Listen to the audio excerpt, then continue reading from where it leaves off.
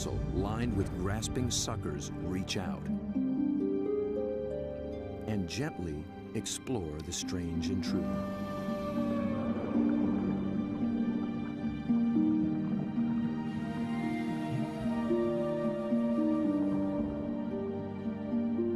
A giant can reach 20 feet from arm-tip to arm-tip and weigh in at 200 pounds.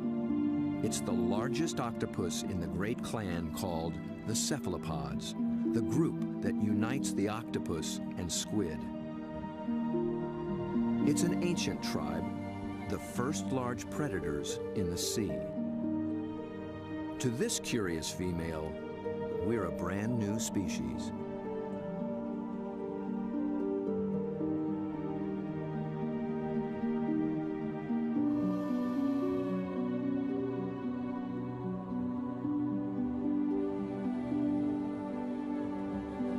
Cephalopod means head-footed, a good beginning in deciphering the octopus's amazing design. The head and body are encased in a large, soft sac, and the foot, derived from its distant relatives, the clams and snails, has become a siphon, a water jet to propel it in any direction.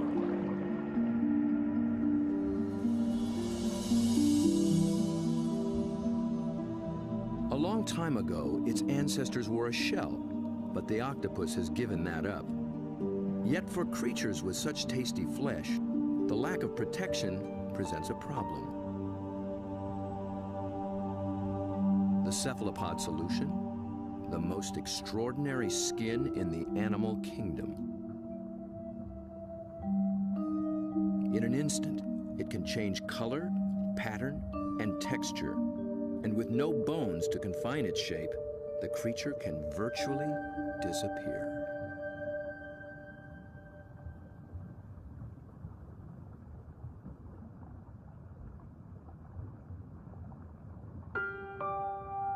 Another female lies sequestered in her den, tending to her brood of eggs. She lays up to 100,000 just once in her life. When they hatch, she will die. These clever, curious creatures won't live long at all. Their entire lifespan is no more than 3 or 4 years.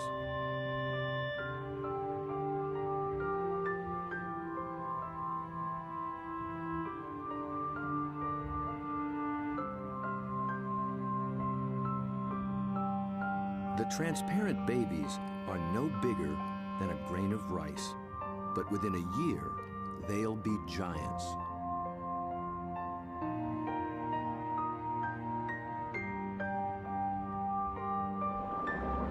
While the lives of these complex beings are all too brief, their line reaches back 500 million years, long before sharks began swimming the seas. This would be a great spot right in here. Peter Ward has spent 35 years delving into cephalopod family secrets. He's brought Bob to a special outcropping of rocks. They were once well submerged in a much warmer sea and still hold a record of that long ago time. Fossils are found in these rocks, fossils of relatives of the octopus, actually. They're called ammonites. And how old are they? 80 million years in age. 80 million years. That's true. That is old.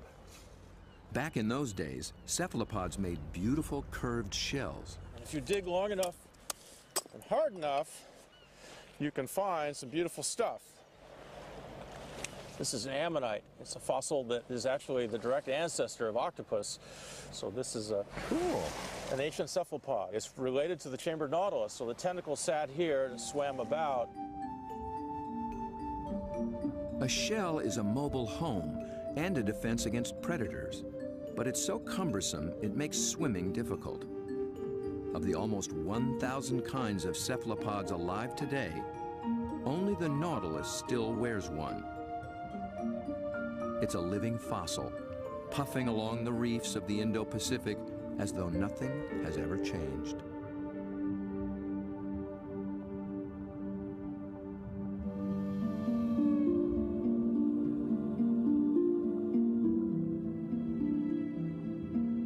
Bob returns for one last dive with the octopus.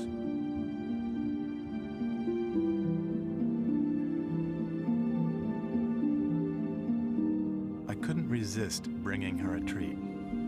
All cephalopods are carnivores, and they love crabs. This creature actually reached out to me. I could sense her interest, her intelligence. I could see it in her eyes. There's something about the eyes of these animals just draw human observers in, and especially with the octopus and the cuttlefish, they definitely make visual eye contact with you and maintain it. Dr. John Forsyth studies these creatures' amazing physiology and complex behaviors. And I've come in and played games with octopus where I'll duck down and they'll raise up and look at me, and then I'll raise up and they'll duck down, and this will just go on for 15 or 20 minutes. Like this guy, I can barely see him over there, but when I look up, oh, you know, see, he's coming up. Because I think they look for our eyes. I think they try to make contact with our eyes as well. And I think that's what draws us into watching these animals. Whereas a fish, sometimes I look at a fish and I'm not sure where it's looking. They just have these blank, cold stares. But with a cephalopod, it's really never like that. At the National Resource Center for Cephalopods in Galveston, Texas, John maintains quite a collection. There are several kinds of octopuses, a school of small squid, and another relative, the cuttlefish. For John, the eyes of a cephalopod are not just the windows to its soul. They tell you a lot about how the animal lives. The octopus has a rectangular pupil that captures light reflected off the sea floor. Squid's large round eyes are adapted to seeing darting prey in the twilight of the open ocean. Cuttlefish dwell in both worlds, and their complex eyes can actually change shape to accommodate their travels.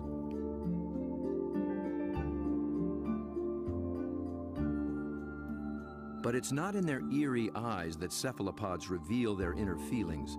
It's in their remarkable skin.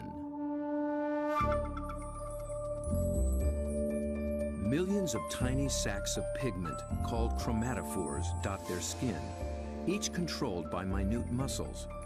With a little flexing, a cephalopod can flash with rippling bands of color.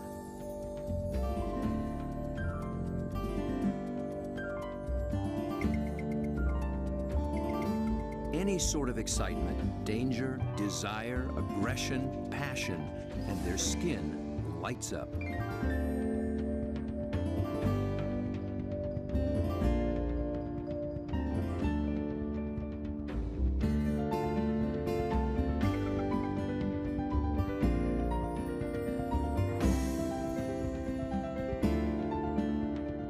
For creatures with no vocal abilities at all, this is the way they communicate, in a language of light and color.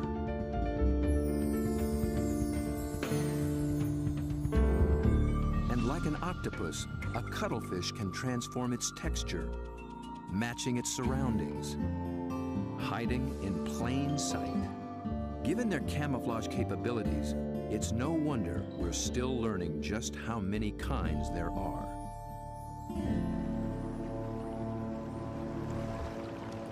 One of the hotspots for new discoveries is the narrow Lembah Strait off North Sulawesi in the island chain of Indonesia. It's a pretty scenic spot. They put it out pretty joint, isn't it? John and Bob have come here looking for new species of cephalopods. It's a place primed for strange adaptations. In the shallow, warm water, light and temperatures remain constant, but the channels, inlets, bays, and lagoons create many small separate habitats, and that leads to high diversity. This is John's fourth trip to Lembah Strait, and each time something surprising turns up. He's brought Bob to a spot called Ritaklari, which in local slang means the muck.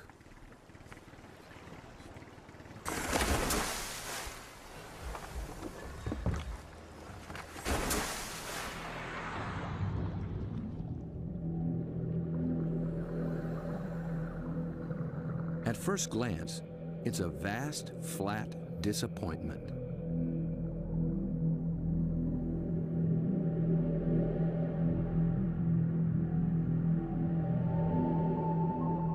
But wait here quietly, and a lot of what looks like sand begins looking back.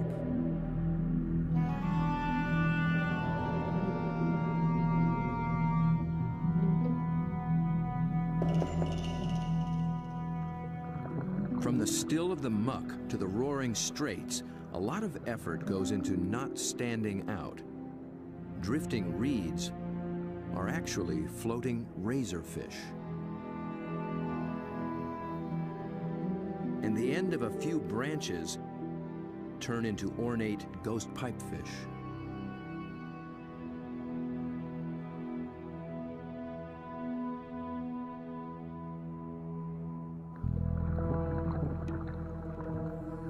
Out in the high-speed tides and swirling eddies, fish work hard to keep their footing, digging into the bottom with spine-like fins. But even creeping along on the seafloor, you still have to make a living.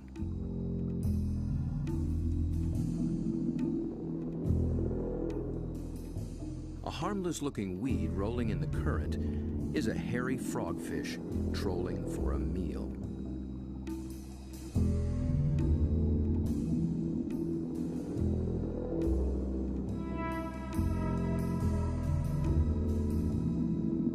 It comes equipped with its own strange lure.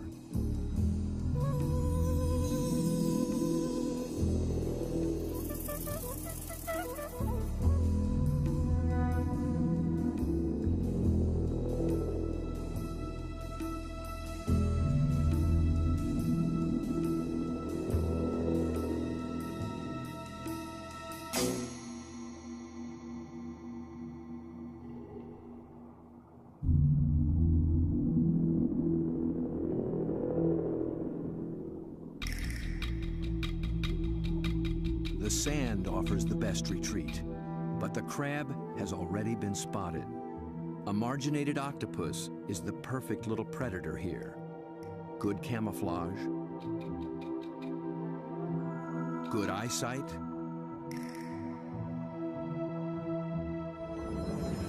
good grip.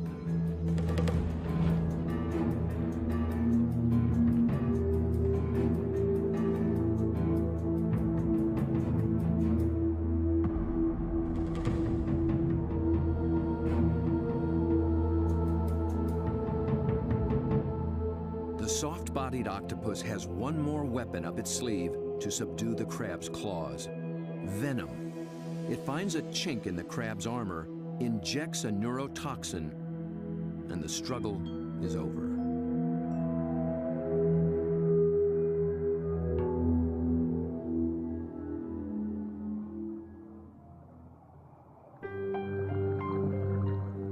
In such an open setting, the trick for every creature is to find some place to hide.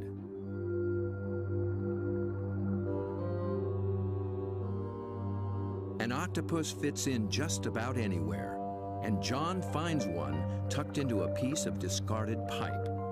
Perhaps there is something in cephalopod memory that recalls having a shell. Bob and John find this little octopus ambling along with a dark brown bottle tucked under his arms. The bottle turned out to be his home, and he took it with him everywhere. So I thought I'd offer him a new fancy place and see if he's interested in trading spaces.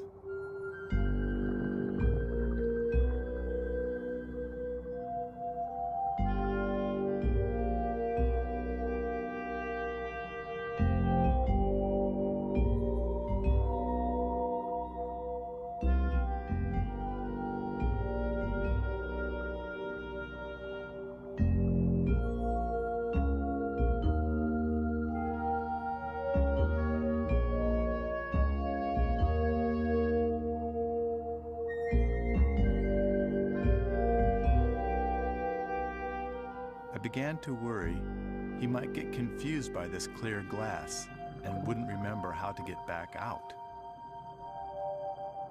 But after a few minutes, he slipped through the opening and went straight back to his old brown bottle. He'd made his choice. I think the clear glass was a little too bright. And besides, there's no place like home, especially when you can take it with you.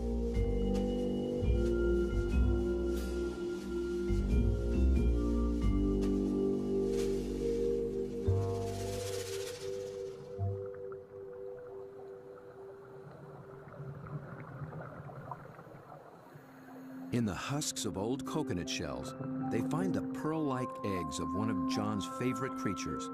It's a tiny cuttlefish that's seldom seen after it hatches. It remains so small and well camouflaged that it takes great practice to find it.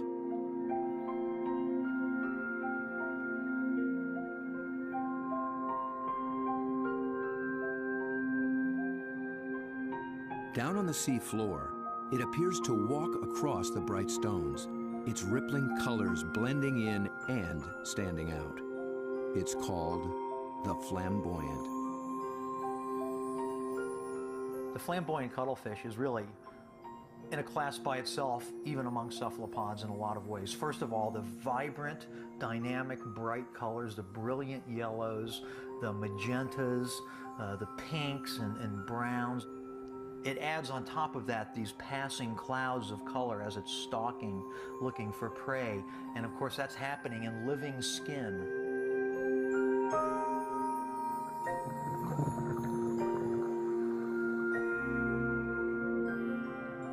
A lot of these animals are surprisingly bold. The flamboyant actually seems to like being under the lights. It begins hunting as soon as we start filming.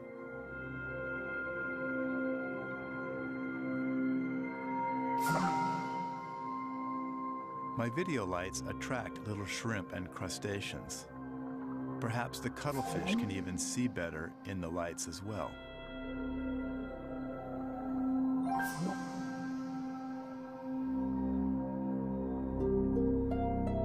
It's only when John sticks out an enormous hand that we see the scale of this little hunter. Next to a 6-foot Humboldt and a giant octopus, it's hard to believe it's one of the family.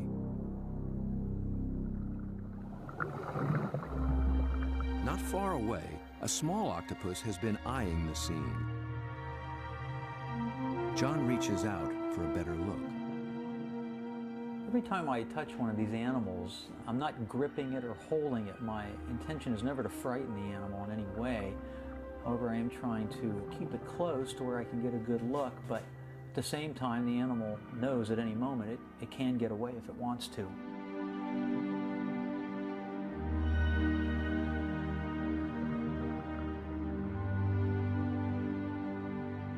This octopus gets away all too soon.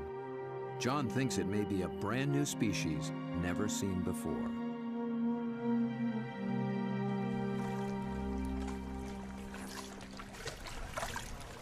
I don't know, Bob. I'm not sure what that is, but it could be a new one. I think it could be a new species. I wasn't expecting to see that. It's not something you've seen before, huh? No, I'm not sure what that would be. It's a cool little critter. Oh, wild.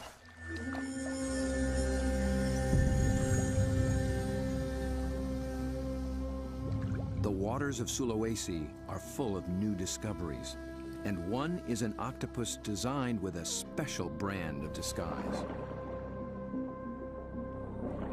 It lives in the same waters as the banded sea snake, whose bold stripes announce its potent venom.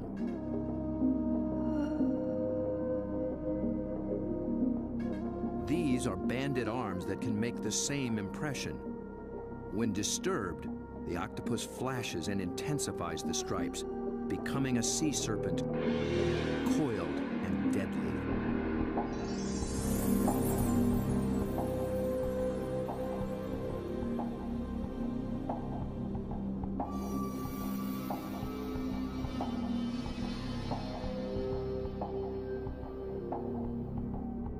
The creature has not yet been named by science, but it is known to be a fraud.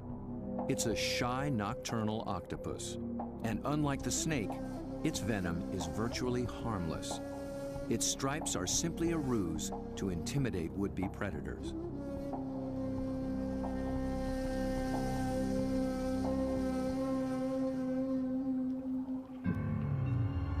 The real killer is a delicate, jewel-toned creature, the blue-ringed octopus. The flashing blue neon is no false alarm. Its poison can immobilize every muscle in the human body. There is no antidote. But all it's really after is a crab.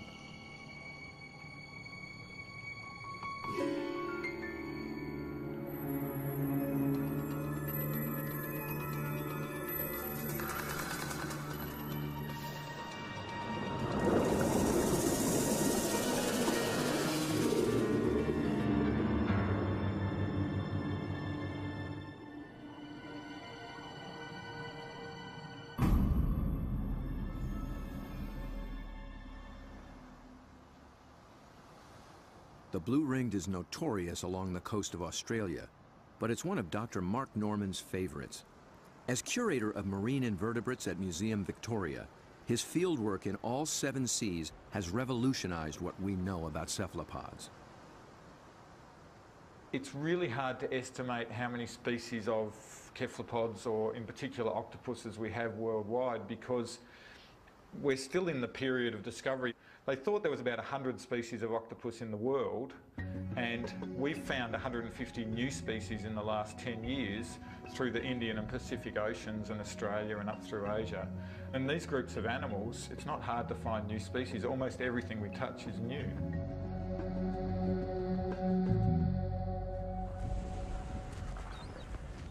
Bob wants to get close to the blue ring in the wild. So Mark, this is a shortcut to the beach? Yep, it's a great place to collect crabs. Through the graveyard, eh? Yep.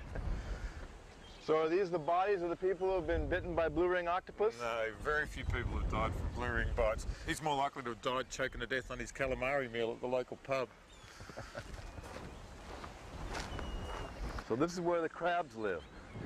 Yep, they hide up here at low tide under the rocks. As the guide to the blue ring, Mark starts Bob off with their prey. Lots of little crabs. Yeah. You need a nice juicy one. There you go. See the claws on that. That'll take your arm off. It's an ironback crab. You can appreciate why the octopus has to get rid of the crab's claws as quick as possible. Knock them out. When the octopus bites them, it actually goes for those soft gaps in the junctions, like the elbows where the arm is a bit thinner, or else they bite them right on the eyeball, and the poison goes straight down the eyeball and into the brain. So they end up paralysing the animal instantly and putting these claws out of action.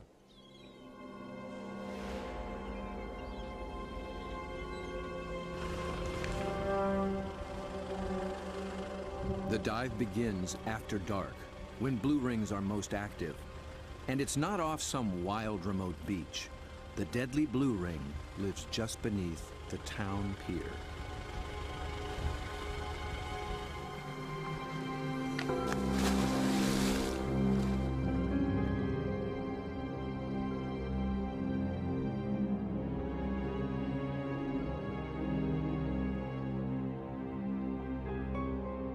Blue ring octopus are an extremely venomous animal, and if I was to be bitten, I would probably be dead within 3 minutes. Your body would start stiffening up and you'd lose the capacity to breathe, you'd lose the capacity to wave or walk or run away, you'd run out of oxygen and you'd suffocate. But these little animals are really shy, really secretive, and the last thing they want to do is attack humans. They don't eat humans, they don't drag people out of their cars and drag them down the beach. They just feed on crabs. But tonight, not even a crab could catch its attention. This is a male, and he's just found a female. 2 wild blue rings are preparing to mate.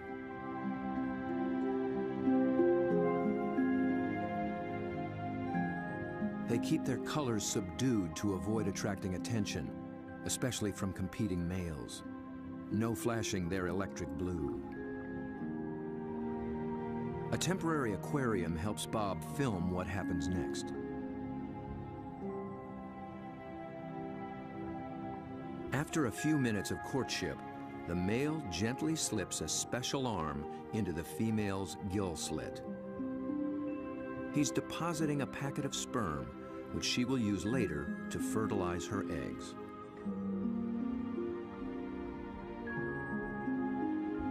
It's the end of their relationship, and most likely the end of his brief life. That was all he needed to accomplish. Just beneath the very same pier is another cephalopod almost never seen in shallow water. New research finds that they too pack a poisonous punch, but their bright little stripes have earned them a harmless nickname, the pajama squid. I think these cephalopods are the closest to the cartoon characters. Their little black and white suits and their little frilly lashes behind their eyes and the yellow on the top of the eyes, they're just straight out of a comic book.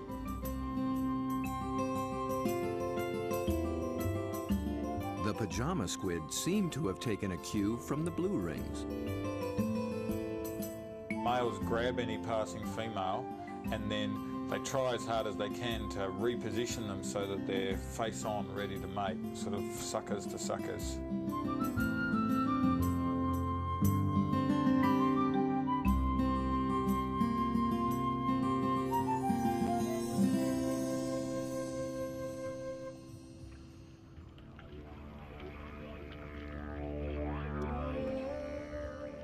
The mating season is also picking up off Australia's southwestern coast. In one small bay, giant cuttlefish have begun to assemble. They leave deep water and enter the shallows once a year for 3 to 4 weeks.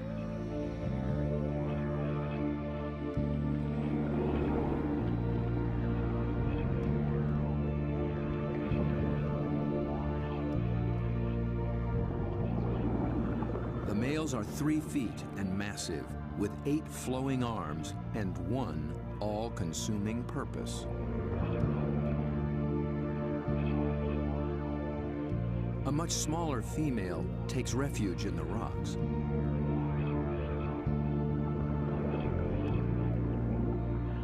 The males waste no time taking on their rivals.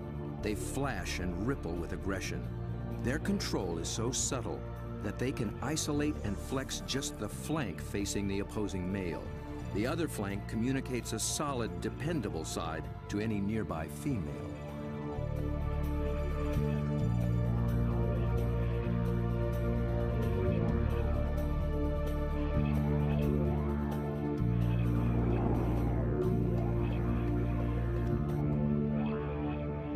One male has claimed her and takes possession. He'll guard her now, keeping her beneath him until she is ready to lay her eggs.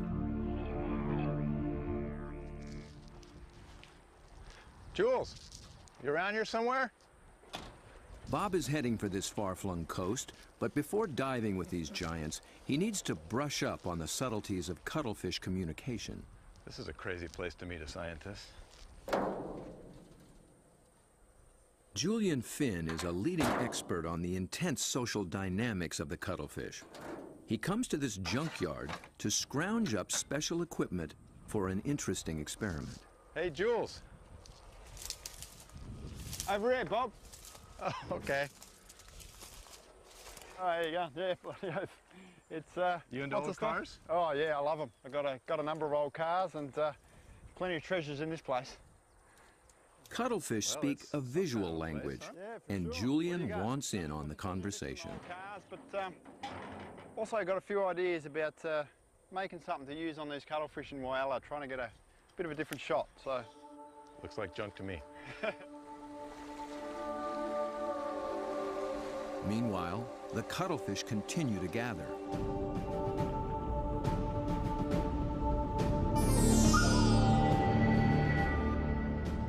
Their complex communication escalates into a kaleidoscope of colors. Opponents toss each other in the rolling tide, and things start getting rough.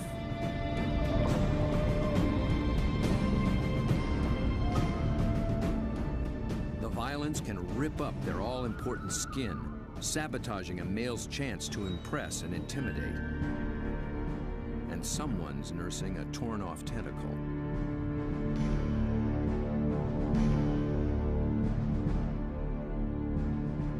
In a temporary standoff, a large male guards his female from two other heavyweights, while a little male, too small to take seriously, hovers on the sidelines.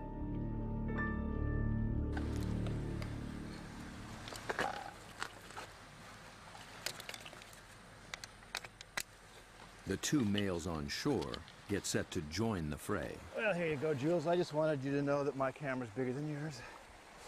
Mine's a bit different than yours, sir. Well, yours has a hubcap on the front of it. What I'm hoping to do is film the male's reaction to another male. But instead of having another male there, I'm going to have its reflection. It's when males are the same size that trouble starts, and Julian will present one with its very own reflection. He's studying the displays and the intense competition.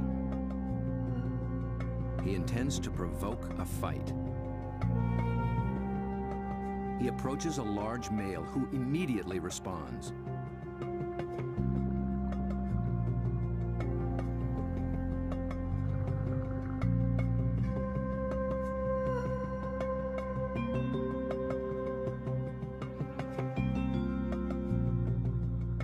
The cuttlefish becomes increasingly absorbed with his own image, but instead of a conflict, the story takes a surprising turn.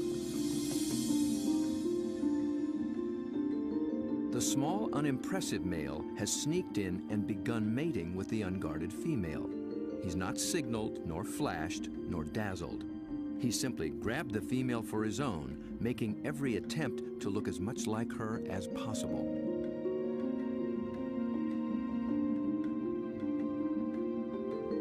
The aggressive male makes no headway with the mirror and finally moves off to resume his duties.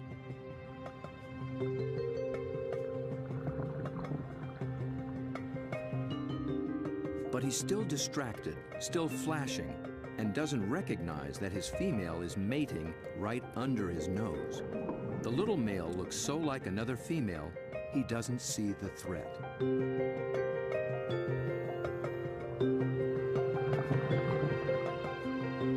At last, he senses something's wrong and moves in to reclaim his female.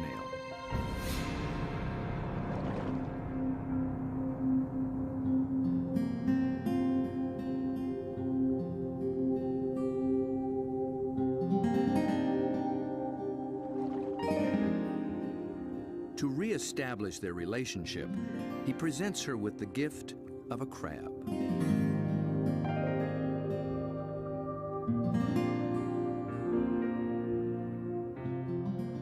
With so much going on in cuttlefish society, Julian will be experimenting for a long time to come.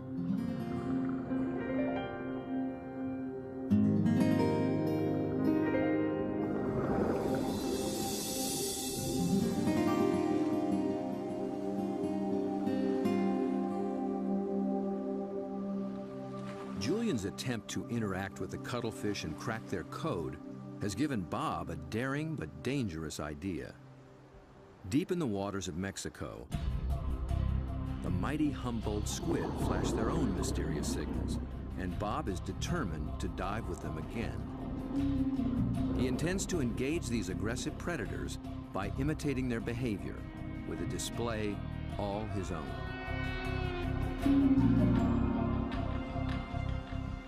Mark Norman and Julian Finn think he's close to crazy. Sure, you've got the blue-ring octopus that can kill you within a few minutes with poison, yet there's something scarier about a squid that can rip off your flesh and tear out your throat, so to speak. I think you'd be really sensible to work with shark cages with those animals, because the stories I've heard are these massive animals that will effectively skeletonise a cow in a minute because they're such voracious predators. Bob Cranston has no intention of taking this advice. His whole goal is to interact with these squid on their terms, in their world.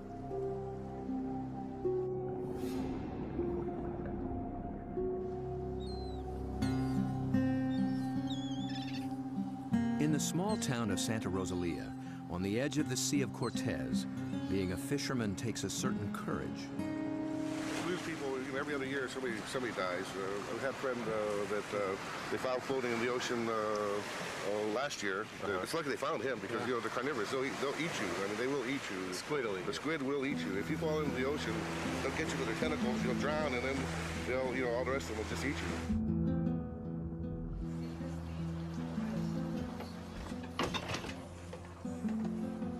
Despite their dread, these fishermen face the Humboldt on a nightly basis. Bob will need their help if he hopes to find when and where the squid are rising.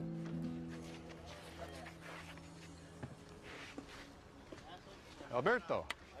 When the Humboldt flash on and off, Bob intends to flash right back. Yo no sé. This is a flashlight, big flashlight for squid. We're gonna... Estos locos, see?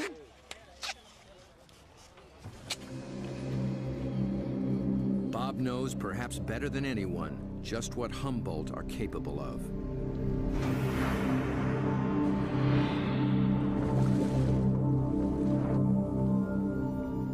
But it's not fear that he feels. It's an intense fascination for such alien creatures in a world so different from our own. For me, there's just something about these animals. Maybe it's because this type of diving in itself is a great challenge. It's hard to work at these depths. I've managed to go down and physically touch these fantastic creatures, but somehow they're the ones that have taken a hold of me.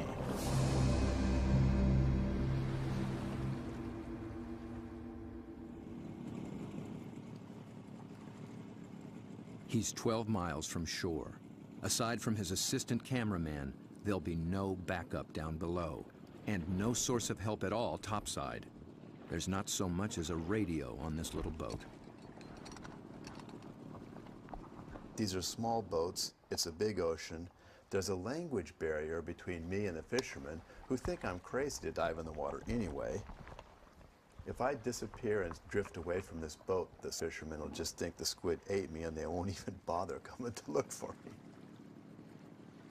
Yet Bob has confidence in his own experience and in his plan. I've made up this light tube and filled it with strobe lights. The idea is that the Humboldt squid flash for communications. They flash at each other, they flash at the divers, and so I hope to elicit some kind of a reaction from these animals with this light tube.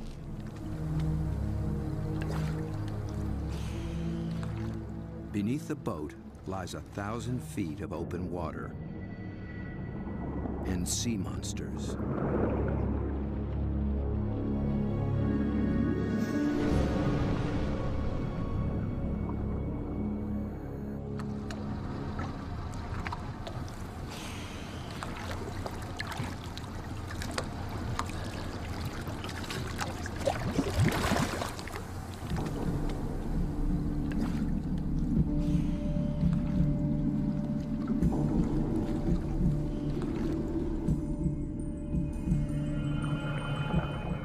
Descends, his homemade lightsaber a beacon in the utter darkness.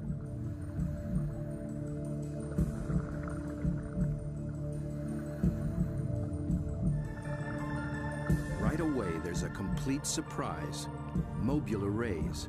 They're seldom seen in a school like this. Already the night has taken on unexpected possibilities.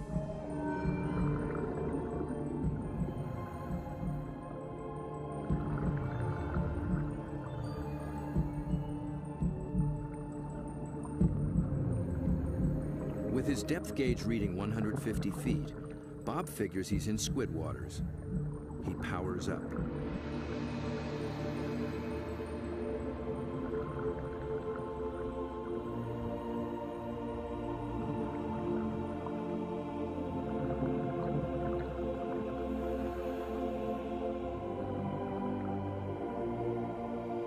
A giant swarm of pink krill mobs the lights. Suddenly, Bob's in the middle of a midnight feeding frenzy.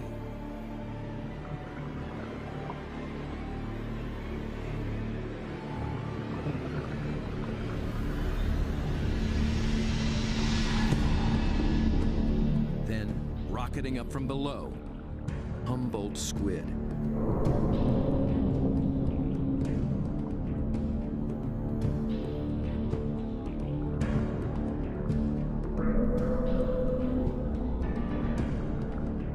They're flashing red and white. Bob tries to get clear of the krill into better visibility. And he's caught the squid's attention.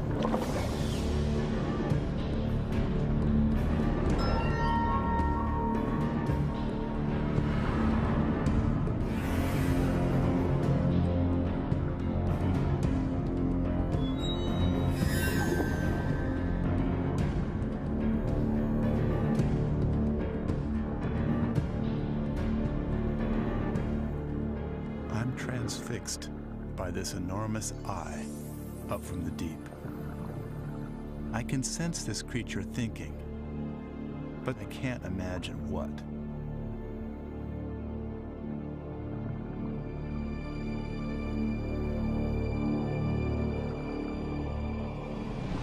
A minute later, contact. The squid grabs hold, testing the light the only way it can.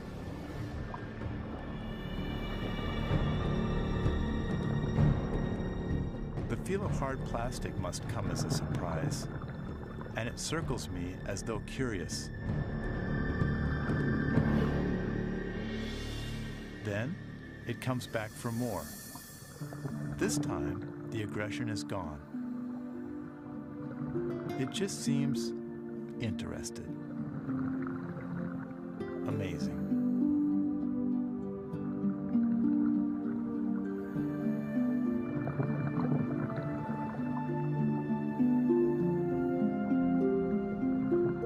We play for a moment.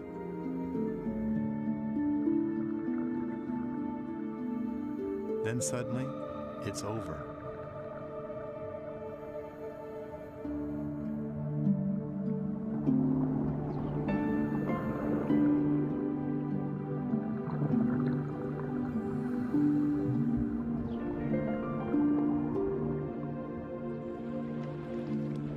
The fishermen are relieved just to see me alive, but I climb back in the boat knowing something remarkable has just happened. I danced with the devil down in the deep, and I'm already thinking about the next dive.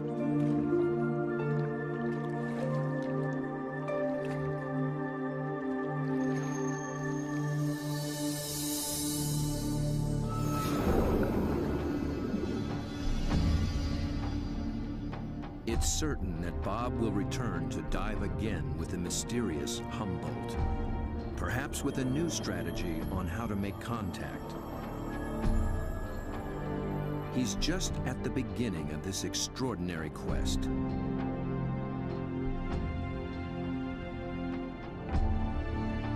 But who will he meet next time in the waters below? Friend?